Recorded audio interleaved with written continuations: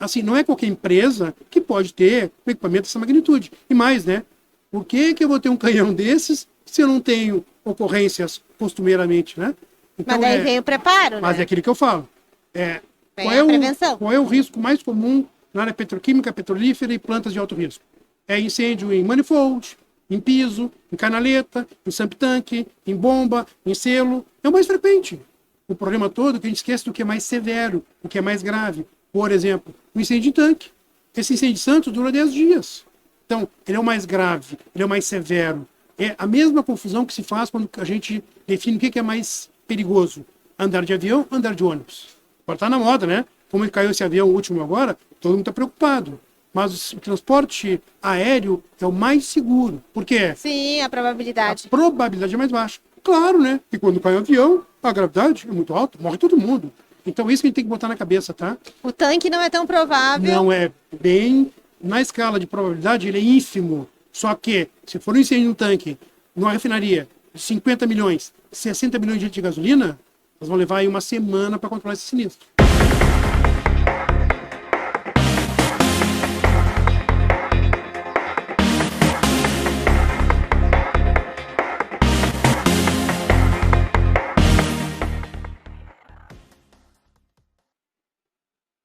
Olá, esse é o Emergência Entrevista, diretamente aqui da Prevensul. E hoje quem está aqui na minha frente é o Marco Aurélio Rocha, um grande parceiro da revista Emergência desde lá de 2005. Ele vai contar essa história pra gente e desde lá a parceria nunca se desfez. Ele é um grande colaborador, está sempre nos nossos eventos e eu tô sempre enchendo o saco dele. Sempre pedindo ajuda, sempre, Marco, preciso de alguma coisa, e ele é sempre solícito. Tá aqui na minha frente o Marco Rocha. Marco, obrigada, tá, por estar aqui. Uma parceria de muitos anos, já é quase da família. E eu estou muito feliz de te entrevistar aqui no programa. Olha, para mim é um privilégio, né? Uma satisfação muito grande estar contigo aqui. Retornando, né, ao evento no sul do país, né? Foi tanto tempo parado, né? A importância que a Prevensul para a região sul, para o Brasil como um todo, né? E nossa feira, ela é uma feira internacional, né? Lá no corredor mesmo vi um argentino ali falando, hablando espanhol, então, sim. Importante, né? Para mim é um privilégio estar retornando para casa e ser entrevistado por ti também. Sim, eu sempre quando te vejo, a primeira coisa que eu te falei hoje, quando a gente estava, né, programando a entrevista agora, essa conversa, eu lembrei de um e-mail que eu recebi lá em 2005, de um certo Marco Rocha, o técnico de segurança, que trabalhava no SESI, se colocando à disposição de assuntos na área de emergência, de falar sobre assuntos na área de emergência, artigos, qualquer coisa, porque ele gostava muito dessa área. E desde então, a história foi longa e dura até hoje. Conta um pouquinho como é que tu sentou, fez esse e-mail, de onde é essa ideia. Na realidade, assim, E a revista estava sendo produzida, isso. né? Na realidade, né, Paulo, em 2005, eu, além de ser na área de segurança, eu sou técnico em química, né? Eu fui convidado, selecionado para um evento em São Paulo, quando uma grande empresa traria para o Brasil o primeiro curso, a demonstração do curso de resposta à emergência com materiais perigosos. Tá? Eu fui. Como ninguém quis ir, fui eu, né? E lá foi bacana, porque foi o primeiro contato que eu tive com as questões que envolviam emergências químicas e tecnológicas, que hoje migrou para o nome de produto perigoso. Foi um grande evento, foi apenas um dia, né? Mas foi assim, para nós foi o marco divisor de águas, digamos assim. A gente sentiu o gostinho, né? Dessa coisa nova, que então, em 2005, era nova, não tinha isso muito forte no Brasil, que é as questões de atendimento a emergências com materiais perigosos. E lá, né, a revista Proteção estava cobrindo o evento, né? E conversei com uma colega na época, que era editora, que era repórter, que era a Lia.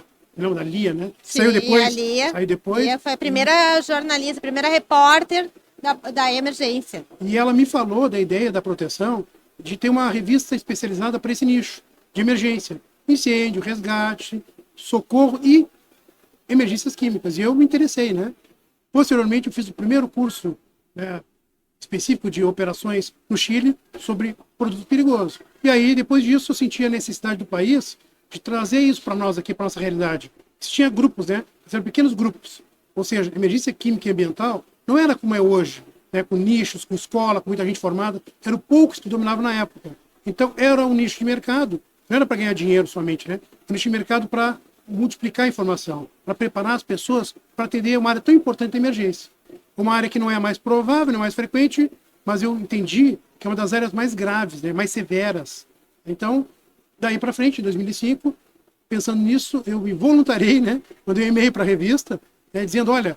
Que caiu na minha caixa, lembro, né? Hoje. Eu tive uma afinidade pela área, eu acho que eu posso contribuir com a área. Eu fiz um curso fora do país, no Chile. O Chile tentou, era referência no assunto, na América do Sul. E aí, graças a Deus, esse casamento deu certo. Estamos até hoje casados, né? É verdade, é verdade. Com seus altos e baixos, né? Mais altos do que baixos, né? Baixo, Ai, Marco, muito feliz de estar te entrevistando aqui. E como é que tu quis ir para essa área de emergência? Tu se formou técnico antes. E aí, como foi esse chamado para emergência? Na realidade, eu digo, né, que eu ganho dinheiro com segurança, com safety security, né? Mas o meu hobby era, então, emergência, né? Então, que depois disso, eu fiz cursos, nível superior, inclusive, voltado para a área de emergência. Mas eu volto a dizer, eu sou técnico de segurança de formação e eu trabalho com segurança, mas eu também sou graduado em Química, licenciado em Biologia e hoje em Pedagogia, porque eu dou aula. Ou seja, eu tenho 3 graduações superiores, mas eu sou técnico em segurança do trabalho, porque eu trabalho com gente. Então, é o meu métier, né? Agora, o meu hobby é resposta à emergência. Então, eu faço aquilo que eu gosto. Trabalhar com pessoas, segurança do trabalho e atender emergências. Então, é um hobby Isso que deu certo. Sempre estava dentro de ti, assim, essa vontade? Acredito que sim, né? Porque aflorou tanto que eu estou até hoje nessa área, né? E não canso. Não canso. Não, tá sempre envolvido. Às vezes eu ligo para ele tá em alto mar. É que, na realidade, hoje eu faço parte de uma força-tarefa da empresa onde eu trabalho, que ela atende emergência em todo o Brasil. Atende de Quari até Rio Grande. Então, é uma empresa de porte continental. A gente tem emergências nossas e outras que não são nossas. Por exemplo, tivemos lá nessa emergência de Santos, onde foi o maior incêndio do Brasil e o segundo maior do mundo. Veja bem, lá a gente trabalhou ombro a ombro, engenheiro, técnico, bombeiro militar, bombeiro voluntário, e foi essa irmandade que conseguimos controlar aquele sinistro de grande vulto, né? E veja bem, o maior incêndio do Brasil não foi tão grande assim. Por que eu digo isso? Foi um incêndio em 5 tanques. Esses 5 tanques davam 25 milhões de litros. Um tanque nossa refinaria aqui de Canoas é 50 milhões, ou seja, um tanque, a metade de um tanque foi o que pegou fogo em Santos. Então, eu digo que nós temos que estar pensando, sim, nesse evento de grande vulto. Claro, volto a dizer, temos que nos preocupar com aquilo que é mais provável. Primeiro socorro, resgate, mas o evento de grande vulto, se não estiver preparado, pode ser uma catástrofe, né? Porque envolve comunidade e esse também, evento de Santos, centro de país, tá? Tem recurso, Rio de Janeiro, do Paraná, São Paulo. Agora, imagina nós aqui no Sul, afastado de tudo, né? E esse evento contou muito com a participação da iniciativa privada, pública e privada. Então, não teve fronteiras, né? Todo mundo trabalhando num único objetivo. Qual? Controlar aquele sinistro de grande vulto. E só foi controlado graças a essa parceria. Porque quem é que tem recursos para grande porte?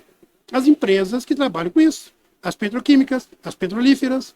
Nosso bombeiro tem expertise até, mas não tem recurso. Por que não tem recurso? Porque um recurso para emergência desse vulto não é salutar, né? Ou seja, o ente público tem que pensar em quê?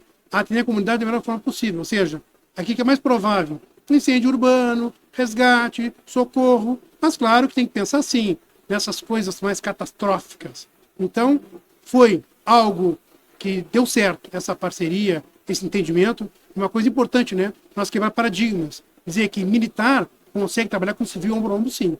Depende de quê? De vontade, hierarquia, disciplina e um objetivo comum. Então, foi um grande marco divisor de águas para todo mundo no Brasil. Tá?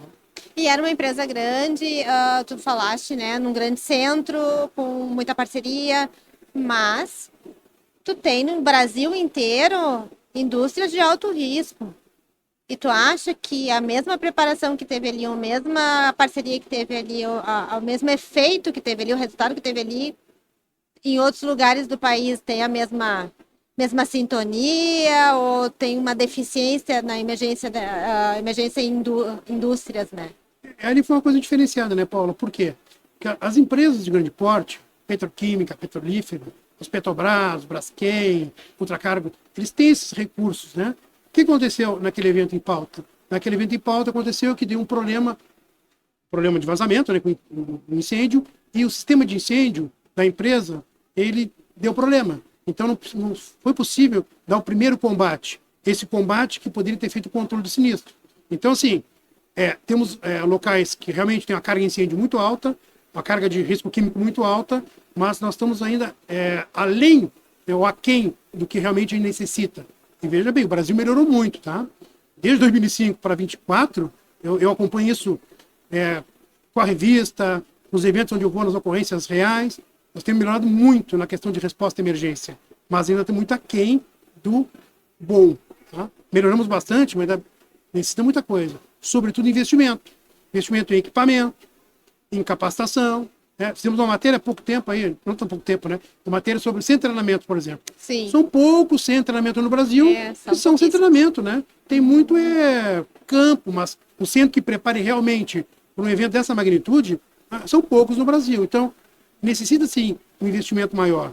Quer seja na iniciativa privada, mas também no apoio do poder público. Por quê? Até porque uma empresa de uma emergência tão grande quanto essa, de alto risco, incêndio, explosão, vazamento, são múltiplos problemas, né? Então, tu tem que ter capacitações e preparos em todas as frentes. Na realidade, é assim, né? É regra de Pareto. As grandes corporações, elas têm o preparo. Mas isso, as grandes corporações, são 20%. Ou seja, fica 80% desassistido. Entendeu? Para ter ideia, nós usamos em Santos um canhão comum, que é um Terminator, de 3.000 GPM. Esse canhão, trocando em miúdo de um cálculo rápido, é um canhão que ele aplica 12 mililitros de água ou de espuma por minuto. Isso é 2 caminhões de bombeiro por minuto que ele usa de LGE. Aí eu tenho LGE de bombona de 100 litros. Não tem como abastecer esses canhões. Tem um canhão maior, por exemplo, de grande porte, que é o Ambassador. Esse cara é 6.000 GPM. Arredondando, para ficar cálculo complicado para mim, dá 24 mil litros de espuma ou água por minuto. 24 mil são 4 caminhões de 6.000 litros. Então, assim, não é qualquer empresa que pode ter um equipamento dessa magnitude. E mais, né? Por que eu vou ter um canhão desses se eu não tenho ocorrências costumeiramente, né? Então, mas daí vem o preparo, né? Mas é aquilo que eu falo. Qual é o risco mais comum na área petroquímica, petrolífera e plantas de alto risco? É incêndio em manifold, em piso, em canaleta, em sump tank, em bomba, em selo. É o mais frequente. O problema todo é que a gente esquece do que é mais severo, o que é mais grave. Por exemplo, o incêndio em tanque. Esse incêndio de Santos dura 10 dias. Então, ele é o mais grave, ele é o mais severo. É a mesma confusão que se faz quando a gente define o que é mais perigoso. Andar de avião, andar de ônibus. Agora está na moda, né? Como caiu esse avião último agora, todo mundo está preocupado. Mas o transporte aéreo é o mais seguro. Por quê? Sim, a probabilidade. A probabilidade é mais baixa. Claro, né? E quando cai o avião, a gravidade é muito alta, morre todo mundo. Então, isso que a gente tem que botar na cabeça, tá? O tanque não é tão provável. Não é bem... Na escala de probabilidade, ele é ínfimo. Só que, se for um incêndio no tanque, numa refinaria, de 50 milhões, 60 milhões de litros de gasolina, nós vamos levar aí uma semana para controlar esse sinistro. E aí, os danos disso são imensuráveis. A ocorrência de Santos, até hoje, tem recuperação e biorremediação ambiental. Que não foi só incêndio, tá? Mortandade de peixe. Eu vi jacarés mortos, água contaminada, com espuma, com derivado de petróleo. Então, tem a coisa que ela é imediata, ambiental, né? Que tu vê, né? Maior porto da América Latina parado, escola sem aula, comércio sem comércio. Agora, e o que a gente não nota ainda? Que as questões ambientais, que ficou esse passivo. Então, assim, nós brincamos e falamos sempre que a prevenção é a melhor saída. Quem faz prevenção não tem que ter combate. Para não ter que sujar, para não ter que limpar, é não sujar. Só que isso, depois que passa o furor do momento, acaba se esquecendo. A Boate Kiss está aí, né? Boate Kiss, depois do Boate Kiss, lei não sei o quê, todo mundo preocupado. E agora eu pergunto, como é que será que está a legislação de prevenção e combate a incêndio no Rio Grande do Sul? Está com aquela força toda que tinha na época da Boate Kiss? Nós somos assim. A gente leva o susto, adormece, esquece e parece nem é conosco. Então, assim, prevenção tem que ser uma coisa continuada. Continuada de quem? Não botar só na carga do poder público, tá? Continuada da iniciativa privada, da força de trabalho e, claro, do governo como um todo. É que todo mundo tem interesse nisso, né? Não digo que todo mundo tem interesse, mas quando existe um risco, quando acontece o dano, nós vamos ver que todos são impactados. Exatamente. Então, por isso, eles teriam que ter... Bom, foi bonito agora. Teriam que ter. Teriam É que que nem ter. a preparação para as catástrofes, né? O P2R2 está aí há 20 anos. O que é Sim, que isso P2R2, é matéria Rocha? Tem de sobre desastre, tem de químicos. Desastre. P de prevenção, ou seja, evitar que a coisa aconteça. Evitar, traçando medidas de proteção para evitar o desastre. O P de preparação. Preparar a comunidade para entender o risco, para evacuar de forma rápida. E depois vem o R, né? E nós, no Rio Grande do Sul, trabalhamos nessa última ocorrência com o quê? Um R. R de quê, Rocha? Da resposta. E os 2P, cadê? Não vou falar onde está. Os 2P foram esquecidos. E pior ainda, né, Melhor Paulinha? não. E agora vem o último R, que é o mais danoso, que é o R da recuperação. Só que tem pessoas que não recuperam mais.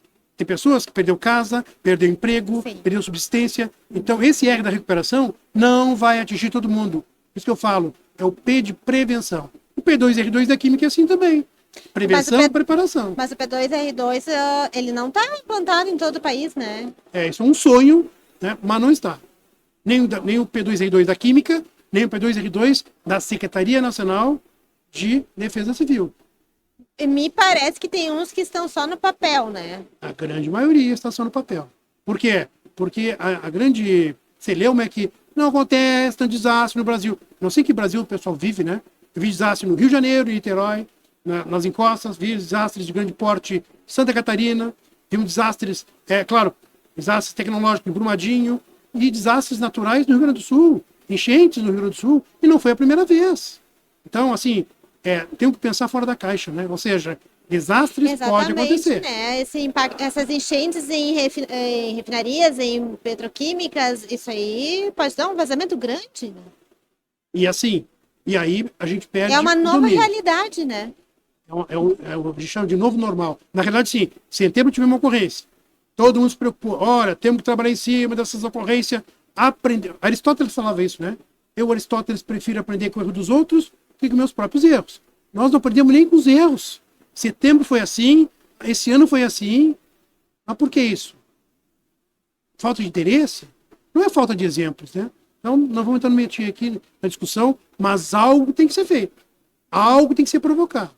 E quem tem essa, digamos, vontade é a comunidade.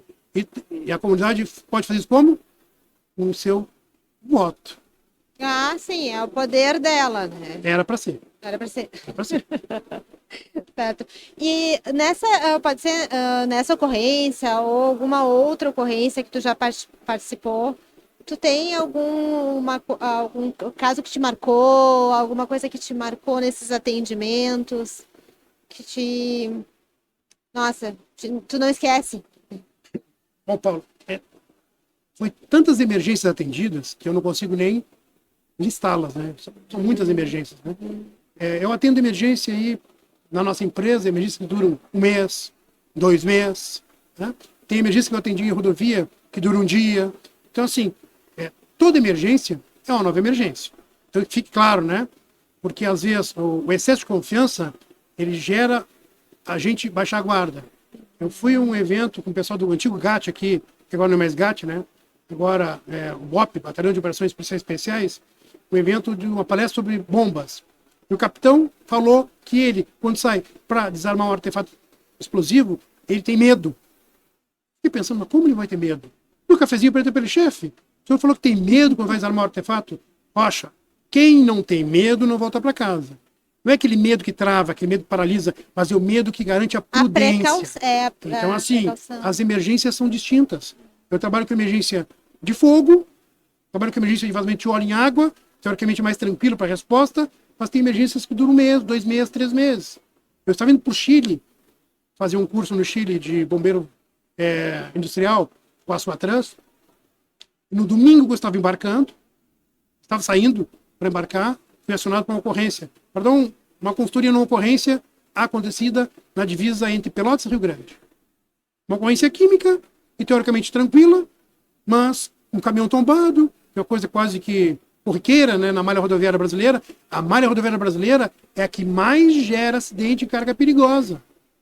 Sim. Tem estatística do CETESB disso, é a que mais gera acidentes. Não vou falar se é por causa da malha viária, por causa dos motoristas, dos caminhões, mas é a que mais gera acidente em todo o mundo. E aí, desloquei para lá. Chegando lá, um acidente que era teoricamente simples de resolver, quando nossos bombeiros se paramentaram, como não sabia, não conseguia se ver qual era a carga, então qual é o protocolo? Não conseguia identificar o produto, é full protection, ou seja, proteção total. E proteção total para emergência química e tecnológica é roupa de encapsulamento total, equipamento autônomo independente. Os colegas colocaram o equipamento, chegaram no caminhão, quando eles conseguiram identificar um painel de segurança, surgiu um problema. Qual o problema?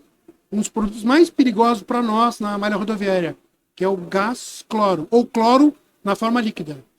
Esse agente é o mais perigoso agente comercial para nós. Ele é a amônia anidra. Por quê? O cloro ele foi usado na guerra para fazer baixas, fazer vítimas. Em 1912, o alemão Fritz Haber usou cloro, quer dizer, ele fez esse estudo para os alemães aplicarem cloro nas trincheiras da França, para os franceses saírem das trincheiras. Sim. Só que eles não saíram das trincheiras. Por que não saíram? Morreram. Morreu 5.500 em Ypres. E aí se deu conta que o cloro ele é mortal. Por que é mortal? Quando eu respiro o cloro, ele entra pela via aérea, queima a via aérea. Contato com a água da via aérea gera ácido clorídrico. Quando vai para o pulmão, o organismo para se proteger, produz água e tem edema pulmonar. O indivíduo morre afogado no próprio líquido do pulmão. Então, para nós que conhecemos isso na área química, quando vê o gás cloro, meu Deus do céu. Para ter ideia, a zona quente do gás cloro são 500 metros.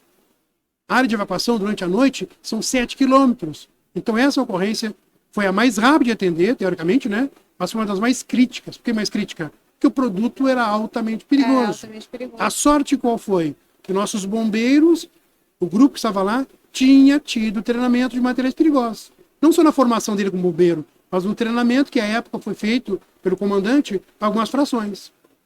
Pelo menos para eles saberem o que não fazer na emergência química. E foi esses respondedores que, teoricamente, salvaram o dia, digamos assim. E a sorte que estava identificado o produto, né? Porque não é sempre assim. Não é sempre assim. E outra vantagem que se teve, qual foi? Esse isotanque, que era uruguaio, ele tombou, ficou tombado no charco, ou seja, numa área macia, e quando foi desvirado, não vazou. Ou seja, é uma carga perigosa que não vazou do container, do contendor. Graças a Deus, né?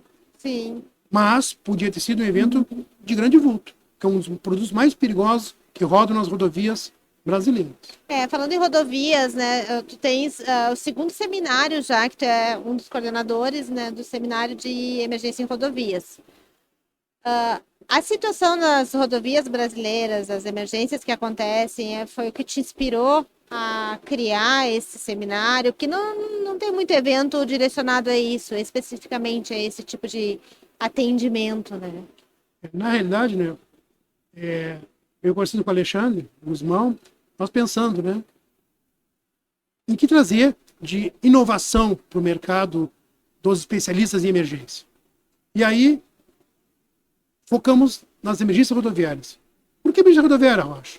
Porque as emergências industriais, nós temos especialistas. Colegas fazem curso fora do país, fazem curso no país, né? As empresas investem nisso. Na malha rodoviária. Na malha rodoviária não é assim que acontece muitas vezes, né? Então nós vimos sim, eu tenho muito contato com o pessoal das concessionárias, órgãos ambientais, a própria Polícia Rodoviária Federal, que tem alguns amigos lá, alguns, citando aqui inclusive nosso chefe Goya, que é um apaixonado por material perigoso, que é um policial, mas que gosta de material perigoso, ele é instrutor da academia. E aí eu me dei conta que a nossa equipe de resposta até tão bem preparada para atender socorro, resgate, salvamento, desencarceramento, um pouquinho de emergência ambiental, mas ainda falta muito, carece muito isso, a questão de materiais perigosos. Então o que nós pensamos? Fazer um evento que atenda todo o público da emergência, ou pelo menos aquele público que atende mais emergência em rodovia. Quais público? Bombeiros, resgatistas, órgãos ambientais, federal e estadual, polícia rodoviária, polícia civil, ou seja, todas as agências que possam estar envolvidas numa ocorrência em rodovia. E aí, claro, né, pensando nisso, a gente tem que deixar um evento eclético.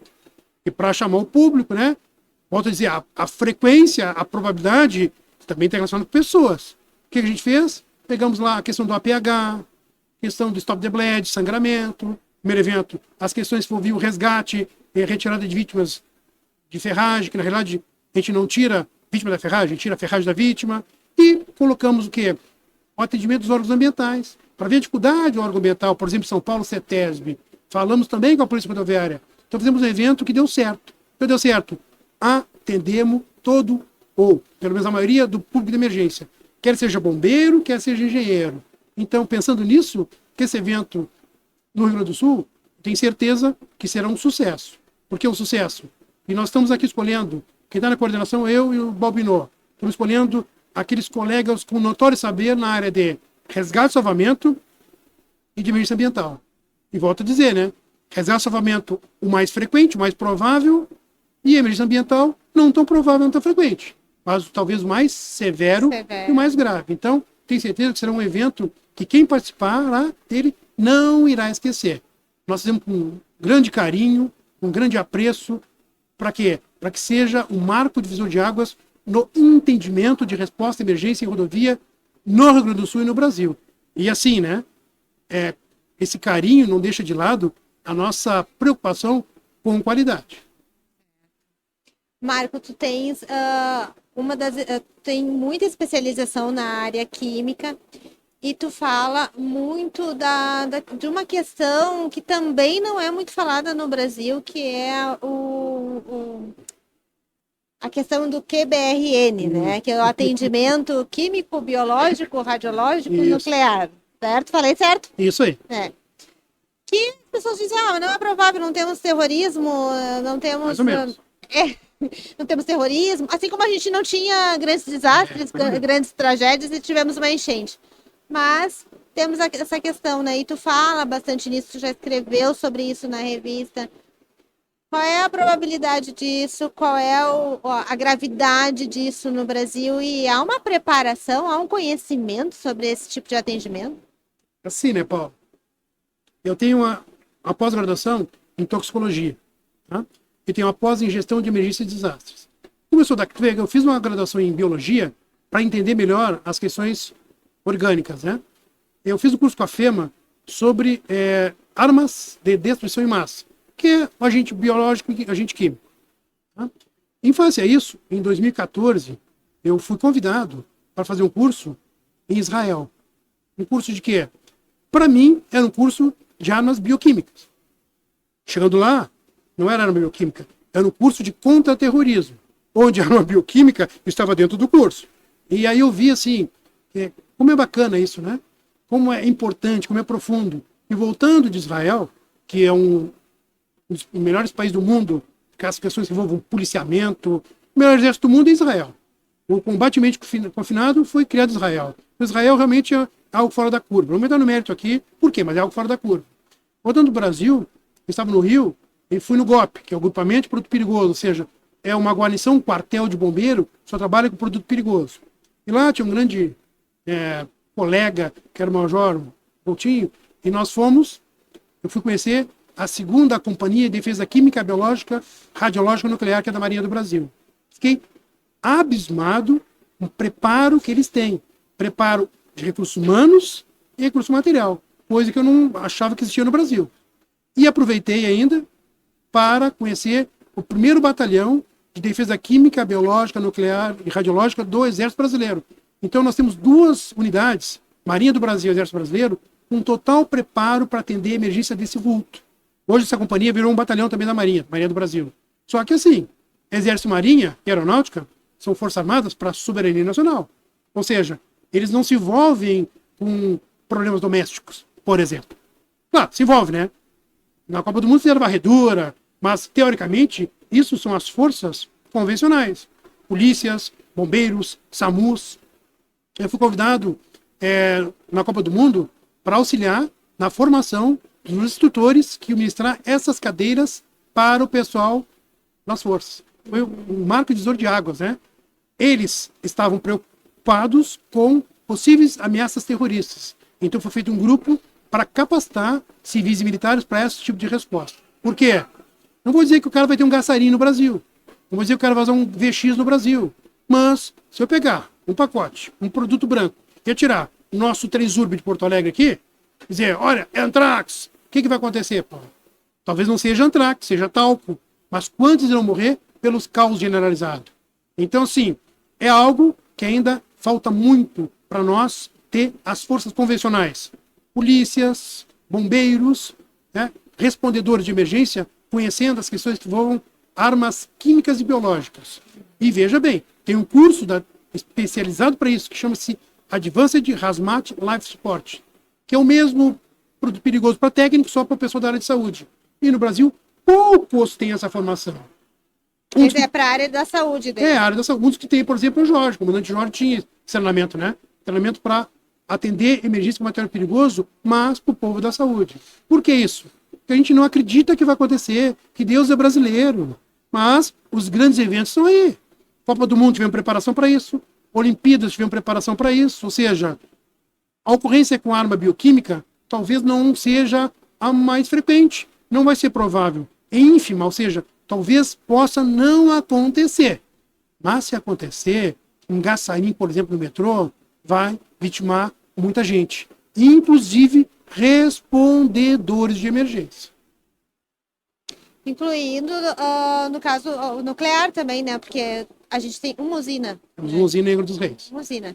Mas tu teve um acidente com o Césio. Em 87? Em 87.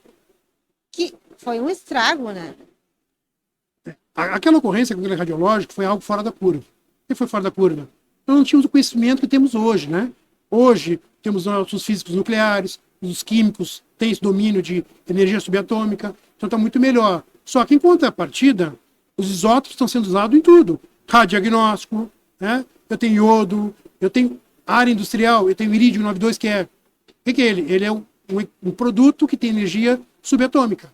Ele irradia energia. Então, hoje temos mais conhecimento sobre as questões que envolvem os radiológicos /nucleares. Mas, em contrapartida, tem maior gama desses isótopos rodando por aí.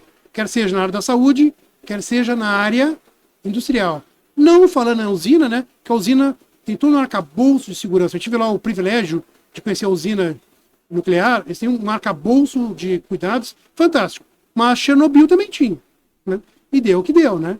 Então, a energia nuclear, sim, é uma das formas mais limpas de energia. Teoricamente, menos danosa para o meio ambiente. Eu falo com propriedade porque eu sou também técnico do meio ambiente. Só que ela é muito perigosa.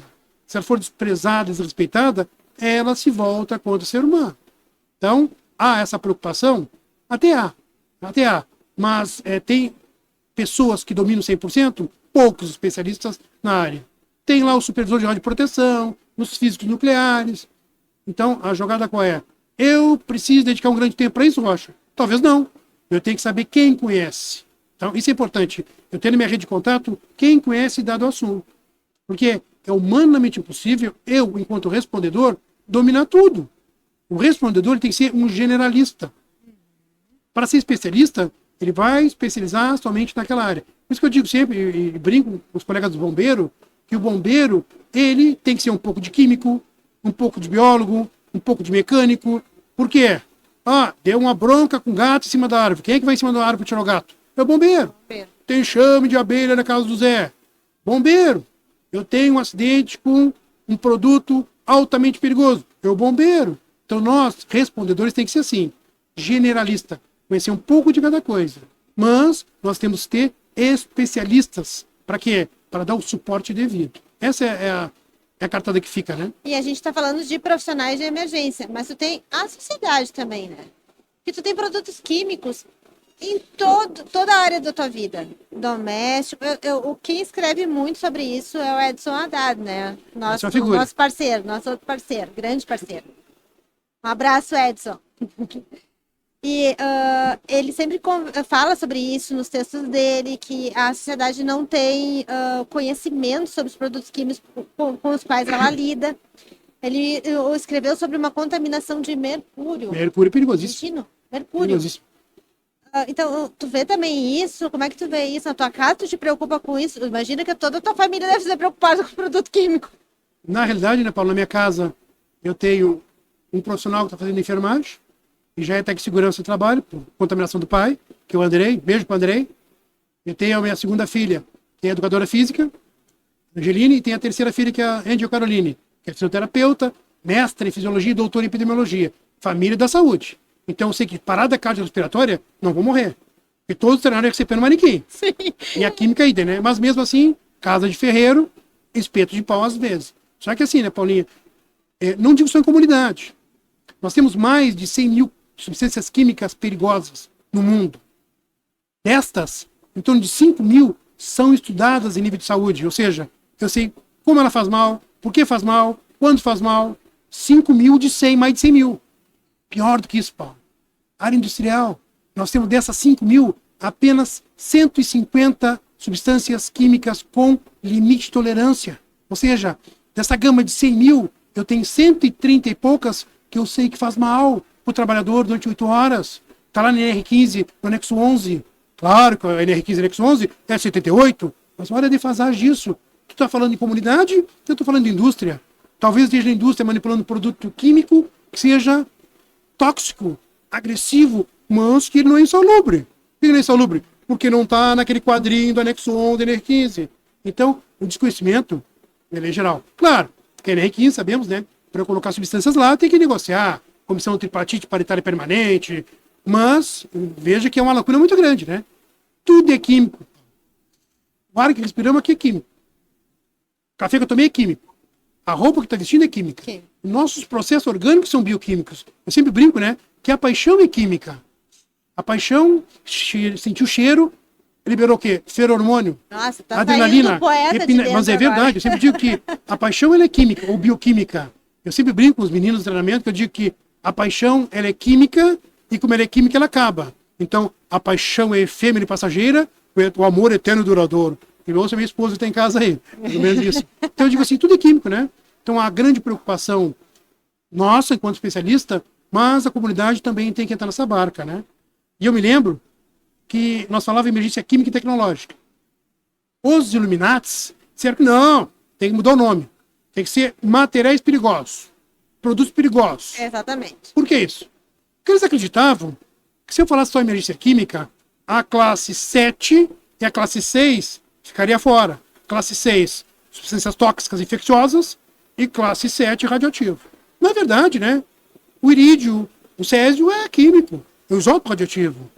A bactéria é um ser que tem processos bioquímicos. Então, tanto a classe 7 quanto a classe meia dúzia são químicas, mas tudo bem. Tecnicamente, modernamente falando, são emergências com materiais perigosos. Né? Mas eu ainda falo em emergência química. Eu gosto de emergência química. Sim, sim. Eu sou uma que, às vezes, estou misturando alguma coisa na água para lavar algum... Misturo o produto e acho que é tão, como se diz, não vai causar mal, é só uma misturinha. E daí eu me lembro do que eu leio, do que eu escrevo. Pelo menos isso, né? Não, pelo menos isso, né? Mas só que a maioria das pessoas não lembra disso, né? É. Então vai intoxicando, pode se intoxicar, pode se contaminar. Pior do que isso, né, Paulo? Eu trabalhei numa emergência em Santa Catarina, convidado lá, uma ocorrência com nitrato de amônia. Nitrato de amônia, ele é um explosivo usado na mineração. Eu sou técnico em mineração, tá? Iniciei com a mineração. Nós usávamos o quê? Nitrato de amônia mais óleo diesel, que é o famoso ANFU. Amonitrato foi óleo. Nitrato de amônia é um agente explosivo, tanto que ele é regulado pelo Serviço de Fiscalização de Produto Controlado do Exército Brasileiro. Foi mesmo o cara que explodiu o Porto de Beirute. Não, nitrato de amônia. Por quê? Ele é um oxidante poderoso. Esse oxidante não pode ter contato com o quê? Com a classe 3. Porque o hidrocarboneto mais esse oxidante, tendo um agente deflagrador, gera explosão. Rio Grande trabalha muito com isso, porque as empresas de fertilizantes usam o nitrato de amônia. O que aconteceu em Santa Catarina? Armazenaram nitratos e sulfatos junto. E aí tem coisa que nós chamamos de incompatibilidade química. Quando mistura dois produtos, tu pode gerar um terceiro produto. Então, esses dois classe 5, ar-condicionado errado, se misturaram, enquanto a comunidade geraram um terceiro elemento. Esses produtos eram 5 oxidantes, ou seja, teoricamente, faz mal para a saúde, queima a pele, entrega a pele, mas não é tão vultoso assim. Só que o terceiro produto gerado pela mistura dos dois produtos foi um produto que ninguém conhecia. Nem os químicos, nem os biólogos, nem os engenheiros químicos. E esse produto, que então não era tóxico, irritante, ficou irritante. Tivemos que evacuar toda a comunidade, 5 quilômetros do entorno do porto, tivemos que evacuar a comunidade. Foi ali em São Francisco? São Francisco do Sul. Isso. Tiramos pessoas das escolas, fechamos comércios. Para ter ideia, essa nuvem alaranjada que saiu de Santa Catarina, ela subiu para Santa Catarina, fez a curva no Rio, foi lá no Espírito Santo. Foi um particulado que saiu de Santa Catarina e foi até Rio de Janeiro. Passou lá para o Espírito Santo. Por quê? Incompatibilidade química. Veja bem, incompatibilidade numa empresa que armazena produto. Imagina em casa. Talvez em casa eu misture 2 produtos, gênero produto, que seja altamente agressivo para a saúde das pessoas. Então, química não é brincadeira. Química não é para aquele indivíduo que tem vontade, cheio de boa vontade. De boa vontade, as pessoas fazem erros operacionais. Química é para o PH. Química não, né? Química, física, é para os PHs, profissionais habilitados. Tu atende também emergências fora da empresa que tu atua? Tu é chamado para... Assim, às vezes... Santos foi uma, né? Às vezes, na parceria, sim. O bombeiro nos aciona, nossos colegas que a gente tem mais afinidade, mas a nossa empresa, por ser uma empresa estatal, ela tem lá numa diretriz que é relações com a comunidade. Então, dependendo do porte da emergência, aí ela participa. Por exemplo, em Santos foi assim. Em Santos, ela foi chamada para participar. E digo que, se não fosse a participação dessa estatal na emergência de Santos, talvez o desfecho tivesse sido diferente. Por quê? Pelos recursos humanos, especialistas em incêndio petroquímico petrolífero, e os recursos materiais. Por exemplo, caminhões de incêndio com LGE, canhão de alta vazão, mangueiras de 6 polegadas, tá? E esse evento em Santa Catarina também. Às vezes a gente faz essa parceria, né? Quando é acionado, claro, isso tem uma chancela da empresa, né? Não é assim, vem aqui, me ajuda. Não, a empresa que ela se voluntaria. Para ter ideia, a maior ocorrência de óleo em água acontecida em 2019, essas manchas órfãs do Nordeste, a Petrobras... Sim. E a Transpetro, Petrobras, Petróleo Brasileiro S.A., Transpetro é a Petrobras Transporte, ou seja, a Transpetro é uma subsidiária da Petrobras. Essas 2 estatais atenderam essa grande emergência. Parceria com quem? Com Marinha, com Bombeiro, com órgãos ambientais estaduais, federais. Por quê? É uma emergência que ganhou um vulto desproporcional. E quem é que tem a expertise de atender ocorrência em corpo hídrico? É a Petrobras, é a Transpetro, são as empresas que trabalham com esses insumos, têm esses recursos. Então, fica o registro, né? 2019, esse evento das manchas órfãs, né? Que até hoje não sabe de onde veio, foi atendida pela iniciativa privada e pública. Claro, gerida pelo Plano Nacional de Contingência. Plano Nacional de Contingência, que ainda não está 100% sacramentado, mas ele existe, tá? Existe. E o Plano Nacional de Contingência, ele gerou os planos de área. O que são planos de área? São planos de área de portos organizados. Por exemplo, eu tenho lá no Rio Grande 12, 13 instalações portuárias. Essas instalações têm riscos nas suas instalações. Ela tem os seus planos de emergência. Falaremos hoje à noite sobre o plano de emergência. Seus planos de emergência vão para a autoridade portuária. E a autoridade portuária, ela forma um plano de emergência geral. Isso é o plano de área. O plano de área é um consórcio de empresas para atender emergências que extrapolam a sua capacidade. É um plano de auxílio mútuo, por exemplo. Só que é um plano direcionado para poluição em corpo hídrico. Então, as instalações portuárias se ajudam em eventos de grande vulto e eventos que não têm dono. As manchas órfãs, por exemplo. Graças aqui ao Plano Nacional de Contingência. Marco, a gente estava falando antes das emergências... de identificar, né, no acidente, identificar o produto, que é um problema grande aqui no Brasil. A gente acha que não, que tudo é rotulado, que tudo é bonitinho, né, que tem a numeração da ONU, que tem... Mas, olha, muitas vezes me comentaram os profissionais da área de emergência, chegamos lá na ocorrência, ninguém sabia o que era e não tinha como identificar. Isso aí é uma realidade constante? Por que acontece isso? É um problema de fiscalização, um problema de conscientização? Eu digo que isso é uma coisa rara, mas acontece toda hora. Na realidade, né? Não é muito, né, Paulo? Não é muito. Mas acontece. Por que acontece? Por vários motivos. A ignorância, às vezes, de quem coloca o painel de segurança, ou rótulo de risco. Ignorância. Às vezes, má intenção. O indivíduo está com a carga no caminhão, certo? E ele bota outra identificação para confundir o agente fiscalizador. Então é comum as blitz feitas em rodovia pela Polícia Rodoviária Federal, pela Receita Federal do Brasil, Corpo de Bombeiro, buscando o quê? Buscando verificar a documentação do caminhão, documentação do motorista, coisas de segurança viária. E tem acontecido muito de ser identificado produtos diversos do que está sendo transportado. O cara está com uma carga de gasolina no painel de segurança, olha lá, gasolina. Aí tu vai ver na nota fiscal, é nafta petroquímica. Então, isso gera o quê? Um risco para o respondedor. Por quê? Peguei uma ocorrência com classe 3, vou lá olhar rótulo de risco, classe 3, painel de segurança, 33, líquido muito inflamável. Se é muito inflamável, qual o risco? Fogo. O que meu bombeiro vai fazer? Roupa térmica, equipamento de respiração independente, vai atender. Só que, em vez de botar um 33, eu botei um 366. O líquido inflamável, muito tóxico. Entendeu? Talvez esse muito tóxico, eu não pudesse usar um traje de combate a incêndio. Teria que usar um traje de proteção química. Olha o risco para o respondedor disso. Então, quem faz isso, por ignorância, por má fé, coloca em risco quem? A equipe de resposta, a comunidade e o meio ambiente como um todo, né? Então, realmente é um criminoso. O ignorante não, né? Porque o ignorante não é pejorativo, né? Mas o ignorante, ele ignora o risco. Agora, quem faz por má fé é um criminoso. E aí eu já deixo que minha crítica, né? Eu dei muito tempo curso para condutores de carga perigosa, MOP. Esse curso de MOP, ele deveria ser reformulado seu conteúdo programático, sua carga pedagógica. Porque o MOP tem 40 horas de formação. Em 40 horas, podemos ensinar muita coisa para os motoristas. De segurança, de reconhecimento de produto, de isolamento, de uso de EPI. Esse motorista podia ser quase um especialista em carga perigosa. Mas em alguns cursos não é isso que nós vemos. Vemos legislação e pouco químico, pouco risco. Tá? Então, é uma crítica minha, né, construtiva. Vamos rever, de repente, né, esse conteúdo de um curso tão importante, que é o curso para os motoristas que transportam cargas perigosas nas rodovias. Que são eles que vão atender primeiro. E cargas assim, né, Paula? Cargas de gases tóxicos, amônia, gás cloro, cargas de inflamável, gasolina, querosene, tolueno, cargas de corrosivo, sulfúrico, fosfórico, soda cáustica, cargas com radiológico.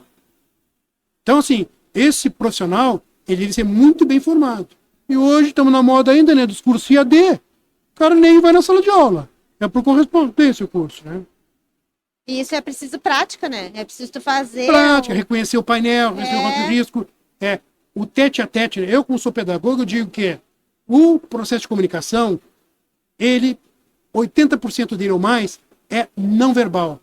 É o movimento, é o trejeito, é olho no olho. Então, quando eu estou atrás de uma tela, como eu estou aqui, eu já perco 80% da minha forma de comunicar. Sim. Então, assim, tem cursos que podem ser... Eu sou tutor de uma universidade EAD. Agora, eu não concebo, por exemplo, uma faculdade de enfermagem. Eu não concebo, não quer dizer que seja errado. Uma faculdade de enfermagem, isso é totalmente EAD, com encontro mensal. Como é que a pessoa vai tocar no paciente? Como é que vai entubar? Não pode. Como é que vai fazer um acesso do paciente? Passar uma sonda no paciente virtual? Então, tem cursos que eu concebo que sejam virtuais. Outros tem que ser presencial. Ou, no mínimo, híbrido. Aí vem o curso de espaço confinado. 100% online? Não tem como, né? Então, assim, a gente perde muito no ensino virtual. Claro, que é um novo normal. É uma forma de educação. Nós escrevemos na proteção sobre isso, inclusive. A educação virtual, ela veio para ficar, porque em alguns momentos é a única forma de educação, de repasse de conhecimento. Mas tem que ter cuidado, tá, pessoal? Deixa um alerta aqui, enquanto educador. Curso de educação virtual, ela tem plano de ensino, conteúdo pedagógico, tutor. Não é curso por correspondência, tá? Tu manda, o cara faz a provinha lá e vem o certificado pelo... Não é assim. Isso é curso por correspondência. As nossas normas regulamentadoras diz que tem que ter todo um arcabouço pedagógico para nós perder um pouco só. Já vamos perder nessa forma de troca de ideia. Perder um pouco só. Tá? Na área de emergência como um todo, tudo tem que ser uma prática, né? Segurança contra incêndio. Não tem como você combater incêndio, não tem como... Não, tem, né, Paulo? Tem realidade virtual. Mas a realidade virtual, ela não ainda substitui o toque, o contato. Tem. É uma forma que vai entrar, né? Estamos aqui na feira, né? Eventos de realidade virtual. Só que não adianta, né? Tem coisa... Tem coisa que precisa, né? Bom, nós tínhamos agora uma reclamação no grupo que eu tenho da estatal. Curso de resgate, 32 horas para líder de equipe de resgate, conforme a NBR, totalmente virtual. Como é que alguém se forma resgatista líder virtual? Tu já criticou? Não critiquei, não, até me abstive. Mas, pelo amor de Deus, um curso de 32 horas totalmente virtual e pior ainda, 32 horas totalmente virtual que eu faço em 2 horas.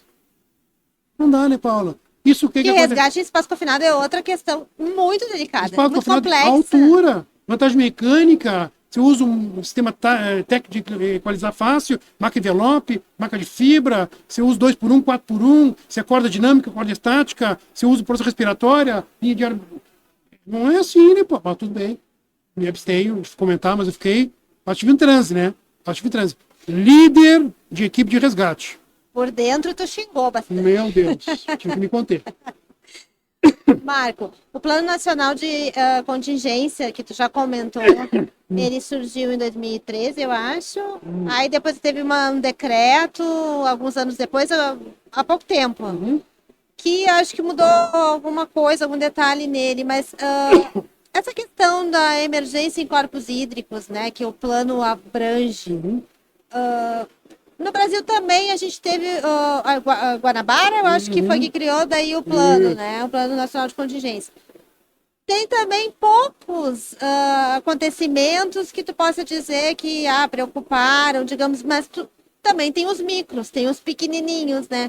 Como é que o Brasil está lidando, como é que o Brasil lida com essa questão de ter um plano de contingência para corpo hídrico? E assim, né, Paulo? A lei do óleo, a Lei 9966, ela estava engavetada. Depois da ocorrência da Baía de Guanabara, o vazamento da Baía de Guanabara, ela saiu da gaveta, virou lei do óleo. Mais modernamente, a Lei 9.605, Lei de Crime Ambiental. Então, o que essa lei diz? Aquele que vaza óleo, ou deixar de vazar óleo no corpo hídrico que causa dano ambiental, vai pagar por isso. Isso é civil. Como é que é o civil? É o CNPJ. Multas. E a multa, ela oscila de 4 a 45 milhões. Multa. Fora lucro cessante, dano.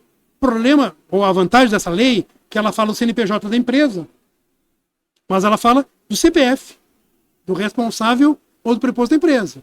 Então, a empresa responde civilmente, porque a lei diz que aquele que prejudicar o direito de outro repara o dano. Reparação do dano é com dinheiro. Mas ela diz também que aquele que vazou cometeu um crime. Talvez seja enjaulado. Então, isso melhorou o quê? A prevenção. Então, não é tão comum tu ver uma ocorrência de vazamento de óleo em corpo hídrico. O problema qual é? Aquele que eu falo. Não é tão comum essas ocorrências. Mas quando gera a ocorrência, quando acontece a ocorrência, o dano é grande. Por quê? O óleo contamina uma faixa longa. O óleo contamina o quê? O óleo na água, ele é ruim? É ruim. O óleo na água impede que entre luz no fundo dos oceanos, do mar.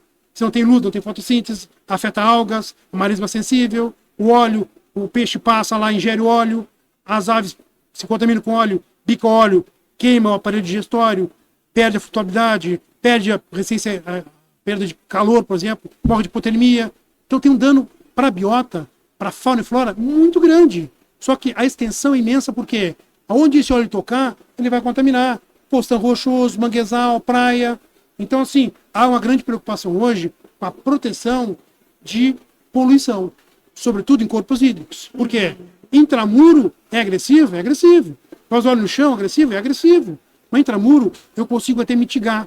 Tem que mitigar? Reduzir os impactos de consequência. Mas quando o óleo vaza na água, não é difícil mitigar. Porque a área exposta é muito grande. Tá?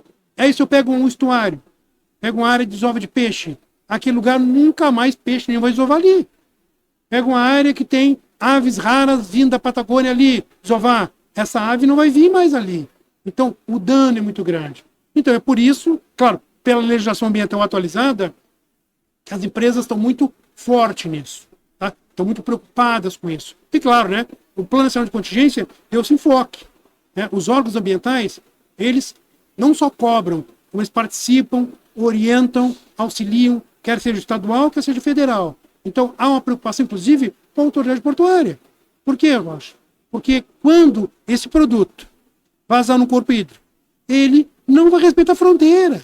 Não vai ser na casa do Paulo, do João. Ele vai em todas as casas. Casas, inclusive, que não tem nada a ver com essa emergência. Então, por isso que há essa grande preocupação. E hoje, felizmente, uma boa preparação preparação ainda para a resposta. Os entes públicos e privados. Por quê? Porque pode ser emergência que acabe com a biota local, acabe com um local.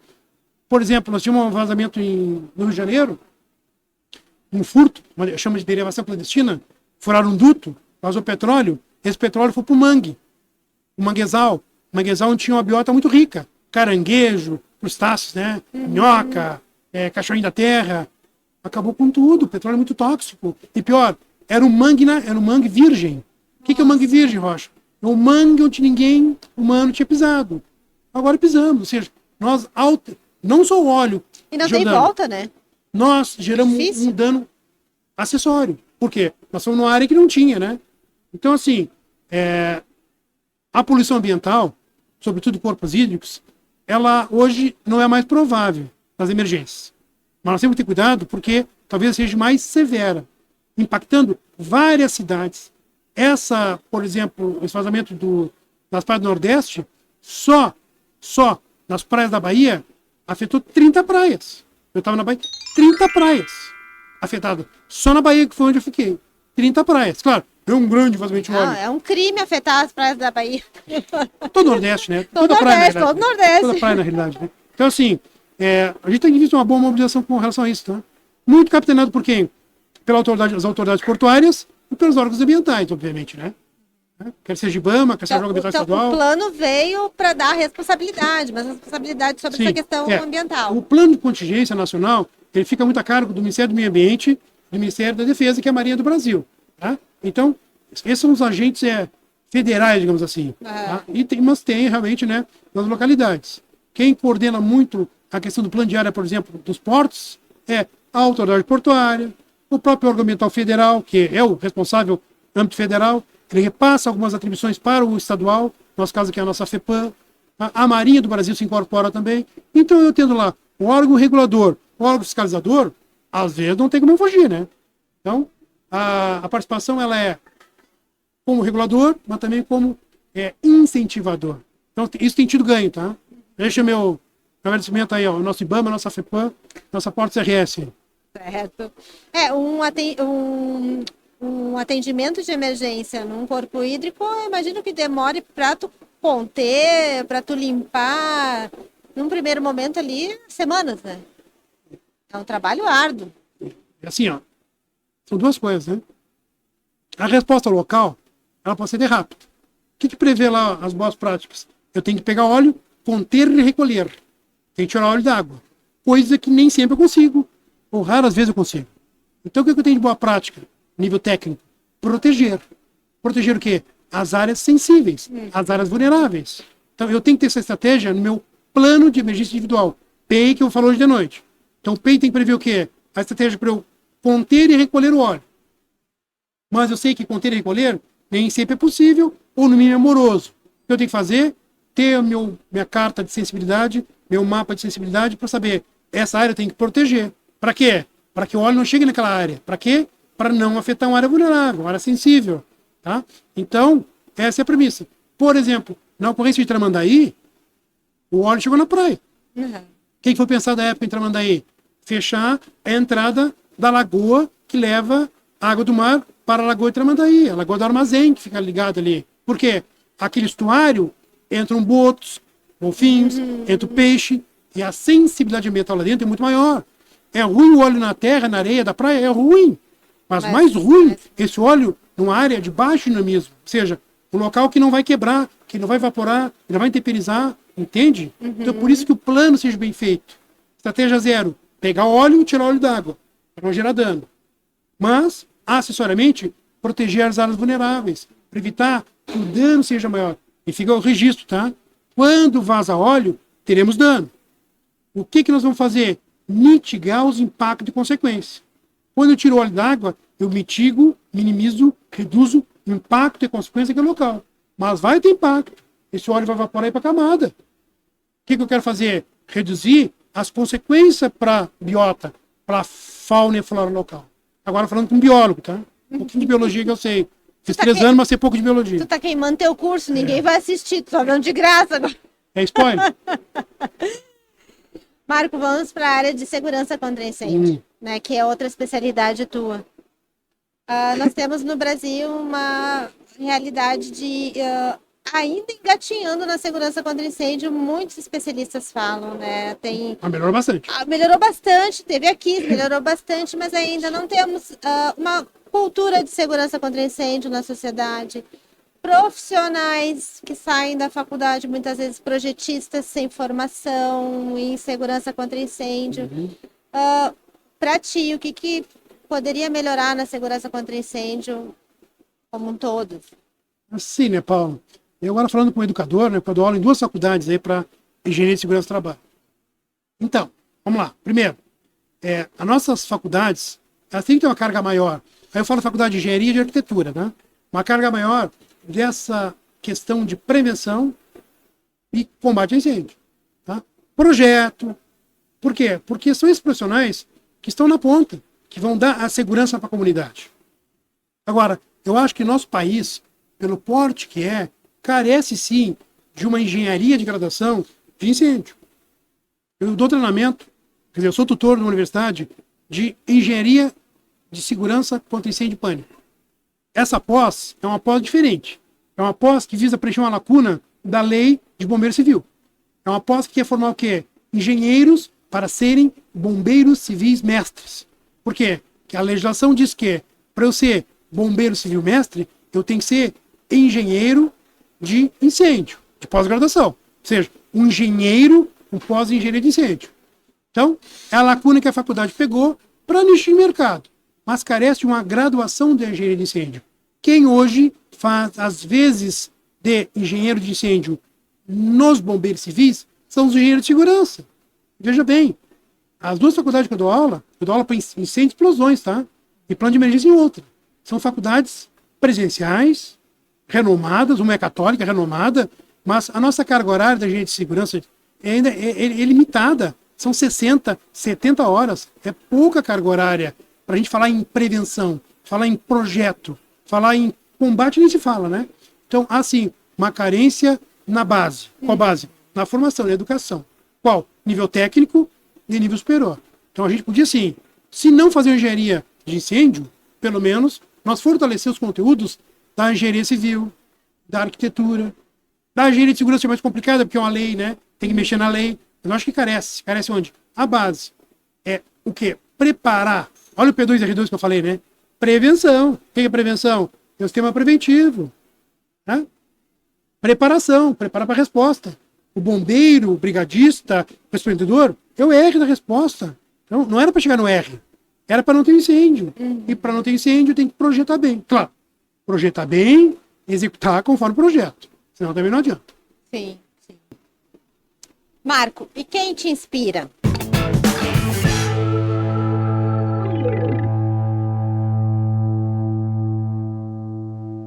Na realidade, assim, né, Paulo? Eu iniciei essa vontade de emergência na década de 90. Eu aprendi com 2 grandes bombeiros da época, né? Sargento Lopes e Sargento Solano.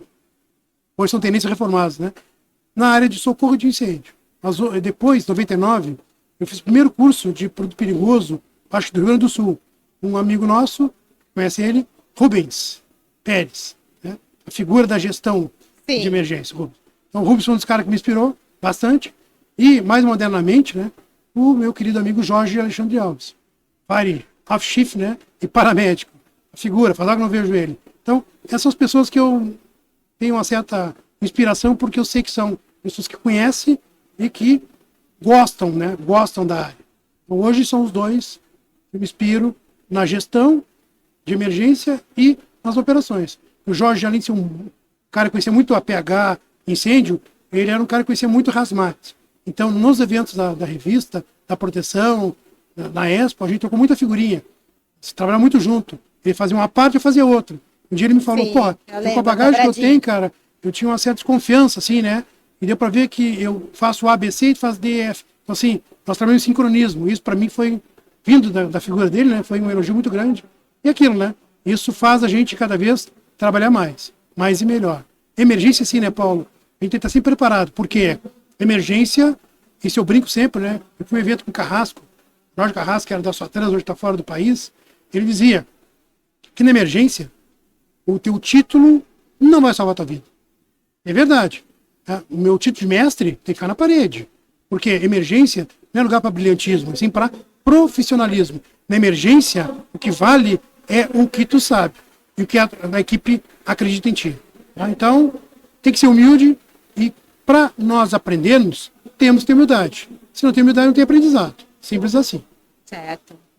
Marco, obrigada pelo bate-papo. Já conheço praticamente boa parte da história, né? A gente tá nessa junto, né? Desde 2005. Pouco tempo, hein? Faz pouco tempo, Vai 20 foi anos. ontem. Foi ontem. Mas obrigada mesmo. Sempre bom falar contigo. Obrigado. E esse foi o Emergência Entrevista de hoje, diretamente aqui da Prevensul, onde a gente conversou com o Marco Rocha. Esse grande amigo, grande profissional, essa figura que faz parte da nossa família proteção já há muito tempo. Há pouco tempo, há muito tempo. Fica ligado nos próximos programas e a gente se vê.